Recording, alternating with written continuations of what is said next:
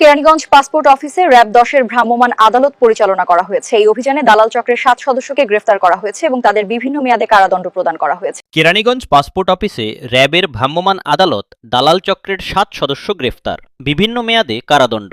C News Bangla desk.